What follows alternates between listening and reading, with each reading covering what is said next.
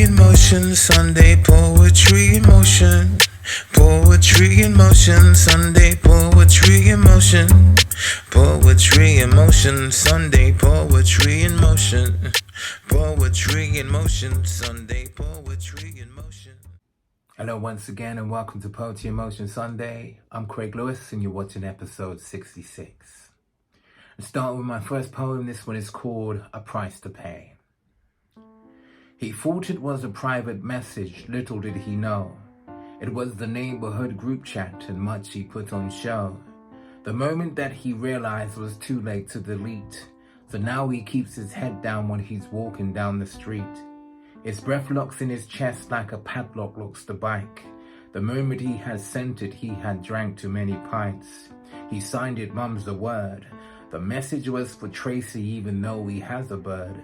It's not the first or second time, in fact it was the third. They say freak strikes an out. In her wrath she took his debit card and cleared the bank account.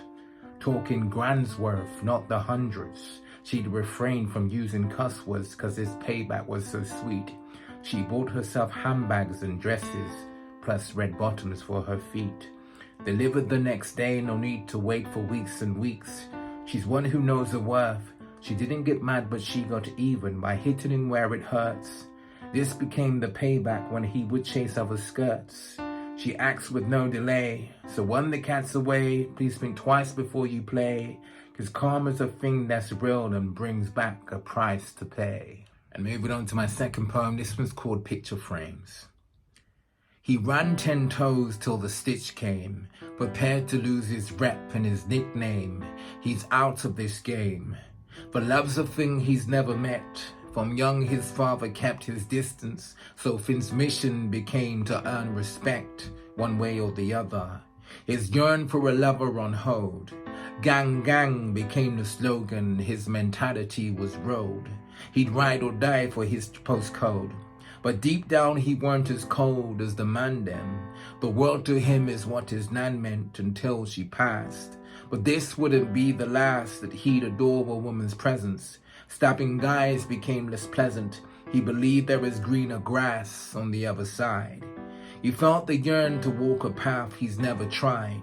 He found his higher self, his better guide, and forever wise he became. The eyes of his twin flame he met, as sweet as a dream he slept, she was. From the floor his feet were swept, because destiny was her name. So wedded they both became, till death and left happy moments in picture frames. I'm moving on to my third and final poem of the day. This one is called Duty versus Responsibility. In his house is a smiling shortage. His paycheck can't keep up with the mortgage. There were moments way before this when the smiles were far more active. He still finds his wife attractive, but he fails to meet her needs.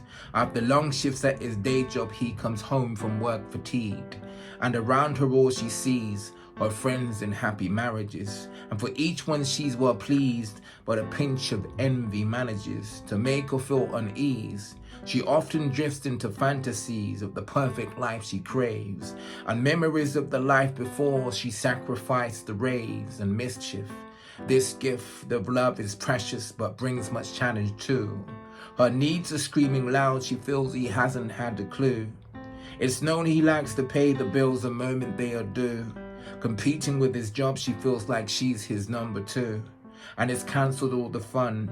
In many cases it's been the reason deception had begun. Years go by, then he discovers the boy is not his son. On the lamp some people go to just to prove they're not the one. It's like Mrs. Wrong and Mr. Right, tangled in a daily plight, argue every other night. If only they had took their time and not claimed love first sight. So there you have it, your poetry fix from me this week. I hope you enjoyed. Until next week, short and sweet. Take care.